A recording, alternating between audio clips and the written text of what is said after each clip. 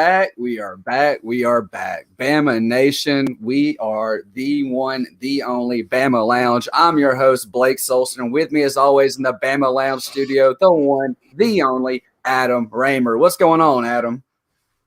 Man, it's weird only us doing every 2 weeks right now. I know. I'm so used to us talking every week, but it's going to ramp up soon. Football's getting ready to start. Yes, sir. We'll be back to normal, but man, it's always good to come on here on Tuesdays and talk Alabama. Whether we're talking basketball, football, doesn't matter. If we're talking Alabama, it's a good night. No doubt. I know we're about to the point in the summer where I'm just itching for it to be fall now. Like, I need my football and I need my hockey back ASAP. Like, it's killing me. But man, we got an awesome show. Time, bro. You got a little time for hockey, so you might as well. I mean, it's only about a month behind football, so it's not that bad. I'm ready either way. As you can see, I'm wearing a beautiful vintage Alabama hockey jersey tonight. Go ahead and tell people where and how you got that real quick. Just a little. 30-second. Facebook Marketplace, $15. It's on eBay for $300. I mean, wild. Couldn't believe it. And it just happened to be across the river from me, which was even better. So great things happen when you're least expecting it. But man, we have an exciting show tonight. Got a very special guest. Go ahead and introduce him and bring him on. He is a two-time national wheelchair basketball champion from the University of Alabama and is now a official Barstool Sports athlete. He is the one, the only Ryan Eliassen. What's going on, Ryan? What's up, you guys? How you guys doing? Man, just hanging out. How's everything going in Tuscaloosa? Pretty good. Just getting ready for our summer camp here, starting up later this week. Nice. So y'all are running camps throughout all the summer? We usually have one big camp that about 60 kids come to from all across the country. Just a developmental camp and see some of the best prospects in the country for high school. Hey, that's pretty sweet. So I don't know if people really understand how huge the adapted athletics program has become at the University of Alabama and just really across the nation as a whole too. I want to talk to you a little bit about how you got into wheelchair basketball. I know you started at around the age of 6? I was 5. You were 5. Wow. Yeah. So what were you just drawn to basketball, or what was the draw there? I was always a big fan of sports. I woke up every morning instead of watching cartoons, I watched Stuart Scott every morning. So I was always drawn into sports, and how I got into basketball was actually from my elementary school principal. He saw a flyer for wheelchair basketball camp, just like we're doing here. It was for Wisconsin Whitewater, and I went there and talked to some of the kids that played in Milwaukee, and that's how I got on my prep teams for high school. Nice. So before you got to UA, you were also part of what I've come to understand is the Milwaukee Bucks wheelchair team up there. Yeah. How did that come about?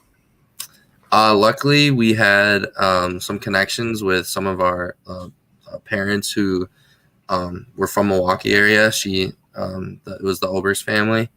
They had connections with the Bucks, and they ended up saving our program. Our whole program was about to go under, which would have been really unfortunate for that area because there's at least 30 kids now in that program, and they ended up sponsoring us, and we do some cool events with them and just keep the wheelchair basketball in the spotlight, just kind of like how I'm trying to do here. Heck yeah. And you're talking about being in the spotlight. These new NIL rules going on. Adam, control your dog, please. I'm sorry. Lord, Adam has a rabid dog. He loves to interrupt me whenever I'm trying to say something nice. I don't know what's going on. He's about like Adam, I swear. But dude, he's huge. He's 120-pound shepherd. Leave him alone. But man, these new NIL rules just kicked into effect, and athletes in the collegiate level are being able to gain partnerships and sponsorships with all these different huge brands.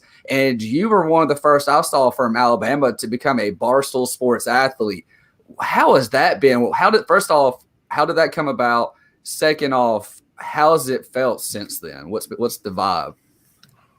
I got so lucky, I think, with this because I had just recently had like a small procedure done, and I was just sitting on my couch back at home in Wisconsin, and I saw Dave post this video replying to the Jacksonville State volleyball girl, and I just clicked the page. It had like 250 followers on it, and I was like, I mean, why not?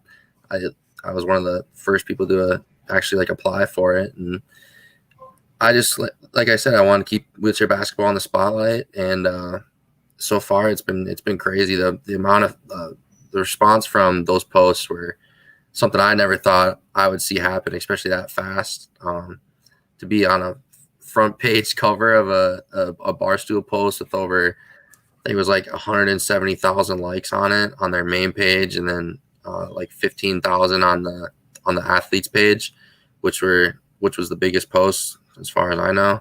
Like, to me, it was insane just seeing that wheelchair basketball actually had that big of a fan base that was so supportive and whatnot, especially with Barstool. I mean, there's pretty outspoken people on there, and they were also supportive. Absolutely. And I wanted to ask, how supportive has UA been for the adapted athletics? Like I said, the program's grown so much. How much have they really supported y'all in the background and just also in the foreground as well? I mean, they've done everything I think they can do, and then more. Like, helping us build our facility was, a huge step for everyone. Like, not just for college teams, but people who play outside of the college division here in the States and then even worldwide. Like, to have a fully dedicated facility to adaptive athletics is huge for everyone that's involved. I got one important question. Yeah, what's up? Why Alabama? Why'd I come here? Yeah. Yeah, because you are from up north. That is pretty wild. I know. I'm saying, he said he's Michigan area. I thought, man, that's a long way to come down to Alabama. But I mean, we know why people come to Alabama, but I want to hear your reason why you came to Alabama. I got a couple. I mean, it's for sports wise, definitely it's the culture, and like, I like to win. Like, I hate losing. It's a big reason why I came back for my extra year after I graduated. And but in high school, my high school was almost the same thing. It was the high school version of Alabama at Kimberly High School, and I just loved it. The second I came here for my summer camp, I was like, this is where I need to be. Not just because I saw how good the football team was, but everything was growing. Like, our basketball team was, turning the page and getting some of their old glory back, and sports like baseball and softball that gets so much support too here is like, that's where I need to go. There's schools that really kind of lean on their big budget sports, and that's just not how we do. We make sure everyone gets to compete and be the best, and I think that's why we're so successful. And I think that just goes to show how we always hear Alabama's an everything school. I mean, from head to toe, every sport, they get top-notch funding, typically more than you'd see from any other school, I feel like, in the country. And it's really awesome to see what they do from head to toe. So what kind of, like, I know you've won a national championship at Alabama. Has that been probably your brightest moment so far in your career? Yeah, I'd say, I mean, the first one, you can ask my dad. I was bawling like a little baby after we won that one. That was the first time. That was the first time I'd ever won anything in high school and anything that, me and him, we worked at it, because there was a lot of people who said I couldn't get to the college level, and to finally win one was truly special. And then come back and winning 2 in a row, it really kind of solidified that, the whole program was starting to become a powerhouse. And, we've been in every national championship since then. And, we didn't get the job done last year, but that's why we're back again this year. That's right. So I was going to ask, what are y'all's big plans and goals for this year? As I know now y'all have won 2. You've kind of got that feeling, and you got that itch for, like, I need this trophy. What's y'all's plans for this year? Y'all trying to make another run? Oh, definitely. We got everyone coming No, back. Blake. No, Blake. They're not going to try to win another one. See, this is what I'm talking about. He's just like his dog. He has to interrupt all my good questions. No, we got everyone coming back pretty much. We got some really good recruits coming in. I think last year was a really big year, not just because obviously we made it, but we had a pretty young roster last year still. We had a freshman start in the national championship game, which is it's pretty crazy for our sport. I mean, any sport, but especially ours with just how much goes into it.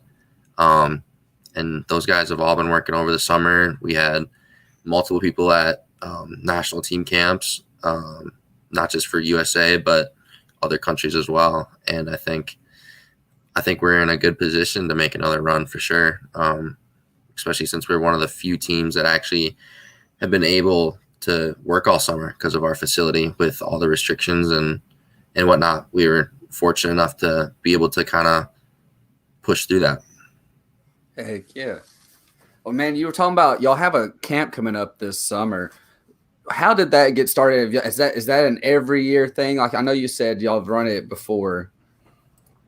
Yeah, it's I don't know when it exactly started. I mean, when I was in high school, so that would have been at least 6-7 years ago is when I came to my first one here. We do it every summer, usually about this time, middle of July, and it's just gotten bigger every year that I've been involved in it. Like, when I came on mine, there was about 30 kids, and the biggest one we had was like 2 years ago, and there was about 75 kids that came, and wow, it's a lot, especially since like us as players we're pretty involved in it and coaching and keeping everything on track and whatnot. But it's so much fun. It's one of my favorite things about being a college athlete. No doubt, it's an awesome way to be able to grow the game. Yeah, for sure.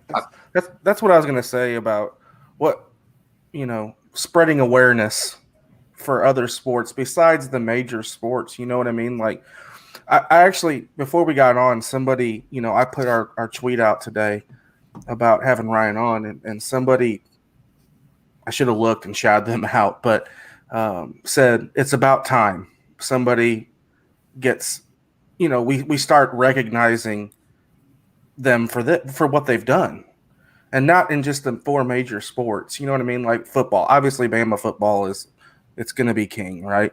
But it's great to see other sports kind of taking over and winning championships. And I just think it's awesome, man. I really do. And I wanted to say, what can we, as me and Blake as running a podcast, what can we do to help spread that and help you guys in your sport? What can we do? What can we do to help grow the game? Is what he's trying to say in his very old language. I'm old. I mean, yeah. Let me mute myself because my dog's getting ready to bark. I think it's exactly things like this. I mean, to show that we're just like every other athlete on campus, really. I think that's a huge thing. People all the time that come and like tour our facility, they're like, you guys like, have a scheduled like weightlifting program. We're here every single day for practice. Like, to see that we're on the same schedule, have to deal with classes and all that stuff. It's, and see that we're at that like same level in terms of commitment is really, I think, a big thing, and showing how much time goes into what we do.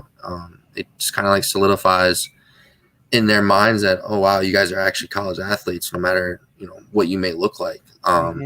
And I think that's like the biggest part of it, is people kind of think that maybe we're a club sport, and that's how other schools kind of see their team of wheelchair basketball, because it's usually how a lot of them like end up growing up, is through like a club, and then they get university promotion.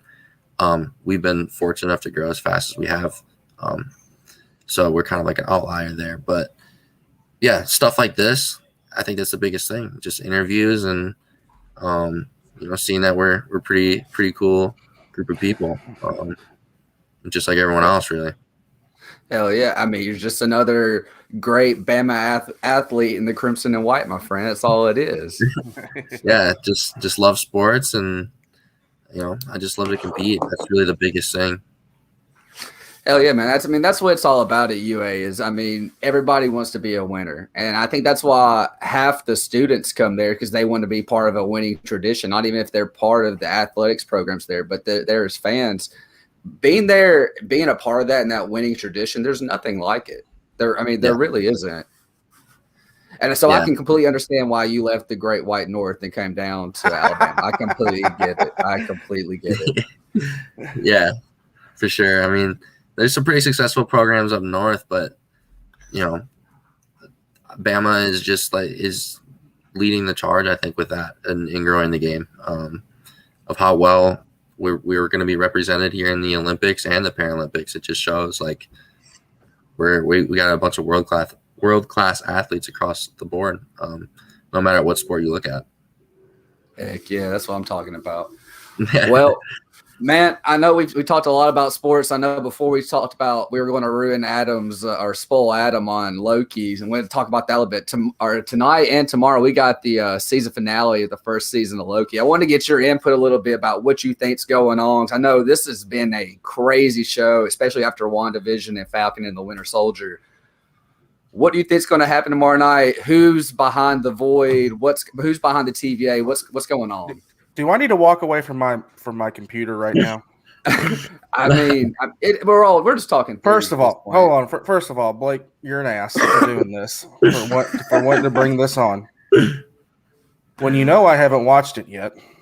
It's okay. But look, it'll be. I will okay. allow it tonight. I will not fire you on live. This is, by the way, this is prime time Alabama radio right now, people. If you're listening, hey, and I'm pretty sure we're not even going to talk about Alabama. I'm pretty sure everybody in the state of Alabama is talking about Loki right now because we got literally about 5.5 hours until game time. Okay. Proceed. But hell yeah, man. So I know, like I said, who you think's behind the void, behind the TVA? What's going on? I have honestly no idea. I'm just excited to see what's going on. The last episode was just awesome with all the Lokis and seeing them, fight off the mysterious cloud and all that, and just see them work together. And the funny part of the alligator being one of the Lokis was one of my favorite scenes. Oh, dude, the alligator Loki biting off President Loki's hand and President Loki screaming absolutely sent me across the room. One of the funniest things I've seen Marvel do in a long time. And how they just kept turning on each other too. One of them thought they had the master plan figured out, and then they just kept flipping it. I loved it. Typical classic Loki. It doesn't get better than that. Yeah, for sure. Oh Lord, but yeah, it's crazy. All the conspiracy theories. Every time we have a show come up, who's going to be what, who's going to do who. Like in WandaVision, we had all the Mephisto theories, and then we have them all now. It's kind of just like the Mephisto theories. We got Kang coming up because he's going to be an Ant-Man and the Wasp. It's mind blowing how Disney and Marvel just keep throwing us for turn after turn after turn. It's nuts. And I love how they always figure out a way to make movies that came out years ago seem like they're present time. Like when they showed the iconic Avengers circle when they were fighting Loki in the city. I was it made it seem like that just happened 5 minutes ago, but it was years ago in our time, and I just think that's always literally 9 years ago. Yeah, I just think it's always awesome how they make it seem like it just happened. It's there's so much. You got to say a lot about Tom Hiddleston. Yeah, Tom Hiddleston had to be able to go back to that mindset in that 2012 Loki, and then also play President Loki and all these other different characters. Hats off to him because it's being nuts. Yeah. Shout out. Our boy Wolf's got a question for you, Ryan. So Wolf asks, what does being a Barstool athlete consist of? So far it's been just kind of representation. For me to put wheelchair basketball on the platform was probably the biggest part of all this so far. We've kind of gotten word we got an email, everyone that's been accepted and then put on the page. Should have gotten an email from Dave a week or two ago, depending on when you got in. They're trying to work on some more things to, make this a legit thing. And just, that's what Barstool really does. They kind of make something out of nothing and turn something into a really cool thing. But so far, that's really what it's been. It's been like, we got a cool thing, an opportunity. Let's see what we can do with it. And then why not put some of these athletes who may not have a ton of eyes on them, get eyes on them.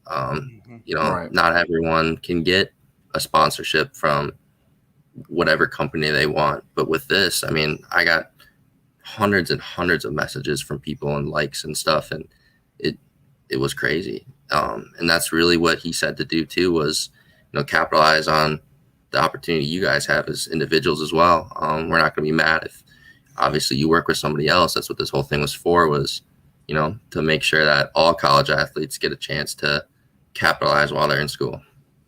Right. Now, I know he had mentioned about making some exclusive merch for y'all. I know I'm excited to see some Ryan Eliassen exclusive Barstool merch. I mean, have you got an idea for a design for a shirt yet, or you got any plans? I thought that was one of the craziest things, that people wanted, like, my like Instagram handle or like my name branded like Barstool stuff. And I replied to Dave. I'm sure he's got thousands of emails about that, to see if he wanted to do it. I think that'd be awesome. I was just surprised on how many people wanted it. So I mean, if they wanted to do something, I'm definitely here for it. No doubt. Now, I know I was talking to Adam before, and we'd love to work with you as well. Work with you, Bama Lounge. We got some merch in the background. I've started working on some of my other podcasts. I want to see if you wanted to work with us. We're going to make us a nice Ryan Eliassen t-shirt. See if you'd be interested in working on that with us. I'm definitely here for it. I'm, like I said, my name being out there is cool and whatnot, but as a player, winning and whatnot is the biggest thing to me, and I've done a pretty decent job at that. I'm just trying to give back to the game while I got time. Ryan, no doubt. you just messed up by telling Blake yes on t-shirts, because now I'm going to get 6,412 text messages with 4,384 pictures. Hey, I'm willing to help any way I can. But guess what, dude? Ryan, it's all worth tell him it. that's what the COO does. You get those emails and you enjoy reading them. Yeah. But yeah, man, we'll be pumped about working on that. Yeah. I know it's going to be a great time, and I have a really cool idea with that as well. If y'all are down with it, all profits that we receive off those t-shirts, we will donate them to the Alabama Adapted Athletics Program, and make sure we can do our part to help out there for sure. Yeah, I mean the world, man. That's awesome. It goes so much in our sport to have any help that we get, just with like equipment and traveling. Like we're still not. We're fortunate, but there's some things that we still need to work out as a program each year. There's certain things that we may not get to have any given year. So that'd be awesome. Well, we'd be very excited to help, man. Like I said, I love enjoying doing those designs and everything, and working with you. I think it's gonna be a great little partnership we can work out here. Now, Wolfie's got us another crazy question. Is there a Michael Jordan he said roller, but wheelchair basketball? Who's the GOAT besides Ryan, of course?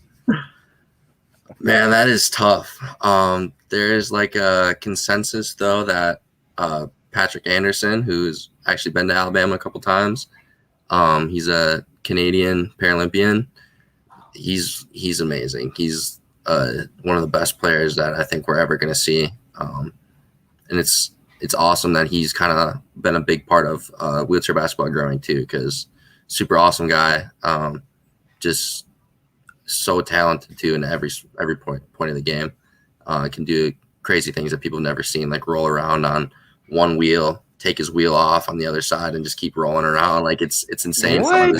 That's insane, bro. You Google his name, you'll find some pretty crazy videos, and he's an awesome guy as well. That's wild. I'm about to start looking that up as we speak. I swear that I have to see that now. Yeah. And he always shows up on the biggest stages. That's what Jordan was really good at. So that's who I'd probably pick. You said he came to Bama a couple of times. What did he come there for? He is a representative of one of our sponsors for RGK wheelchairs. So he came down, talked to us, ran a couple of games with us, and we got to pick his brain, and play against one of the best players ever. So, or probably the best player ever. And he's just like that, ambassador for wheelchair basketball as well. He just wants to keep growing the game. No doubt. That's awesome. Freaking awesome. Yeah. I'm gonna look at these videos. Absolutely, bro. I'm dead serious. I'm getting on here as soon as we get off and watching this until Loki comes on. Yeah, let me know. Let me know what you guys think of it. Because I want to know real quick. We're gonna let him go here in a minute because we've already taken 25 minutes of his time. But I want to know what's your plan for the future, Ryan? Like what gets you excited about a career, or what do you want to do in life? So I know you're a journalist major, so I know what that Barstool thing. Are you kind of leaning towards something like that? Yeah, look at that smile. Look at that smile. It didn't hurt. It definitely did not hurt getting that connection. But I want to see what my options are as an athlete, whether through basketball or wheelchair rugby, after I'm done, and see if I can. My still main goal when I started playing sports was to get a USA jersey and represent United States at the highest level, no matter what I do. So did you just say wheelchair rugby? Yes, I Dude, did. I swear I've never heard of that. That's insane. There's a good movie called Murder Ball, and it definitely it fits the name. Yeah. Our boy Wolfie again, rugby. I love it. Wheelchair rugby. That's another one after Pat Anderson to definitely look up, because those guys, that sport is insane. It's a combination of football and basketball. Yeah. So, I mean, that's dude. This is eye opening right now. Right. Like you've changed many people's lives that are watching this. Like people are finding out about all different types of adaptive sports. It's really awesome. Ryan, we cannot thank you enough for coming on tonight. Before we let you go ahead and plug where everybody can find you on social media, where they can find UA Adaptive Athletics, and how can they give back to the program if they want to. So my Instagram and Twitter is Quaddy2K. And then to find our live streams and to get in contact for donations is all through alabamaadapted.com. Our athletic director's phone number and email should all be on there. During the season, our schedule will come out. It'll be plastered all over that site and all over our Instagram and Twitter. And then our live streams are all ran through that website. And we should be every game this year, no matter where we're at. So, hey, I got to get me a Ryan Eliassen jersey. Like, I got to get it signed. We got to do a little jersey swap. Something. We'll come to Tuscaloosa. We'll make something happen. Sounds good. I'm excited. We'll have the arena open this year, so we'll make sure if you guys want to come, that we'll get you in there. Heck yeah, man. He done messed up now. He's letting me come in. I'm gonna be there now. The more the better. I'm excited. And Ryan, before we let you, we're going to drop the donation link on our Twitter as well. That way people can see it on our feed and give back to the programs. We want to make sure, like I said, we can do everything we can to help out with that. And again, thank you so much again for coming on tonight. We really appreciate you. We really appreciate it, buddy. Hey, anytime. I'm here all year. So heck yeah. Adam, you got anything else for the rest of the night? Do I? Yes. Yeah, I got tons of stuff to do. Evidently, I need to go watch Loki. Yeah, very quickly. Very quickly. Well, from everybody here at the Bama Lounge, I'm Blake Soldier. That's Adam Manor. Make sure you go like, subscribe, YouTube, Instagram, Facebook, Twitter, Apple, Spotify, everywhere you can find podcasts. Make sure you subscribe, unsubscribe, and then subscribe again. Give us that nice little boost. Yeah, I got to throw that in there. And then I know we'll check back in on Ryan soon, and we'll start working on his merch too. Again, thank everybody for coming on tonight, watching this live. For everybody recording, appreciate y'all, and we'll see y'all again in 2 weeks. This is Bama Lounge. Roll Tide. Roll Tide.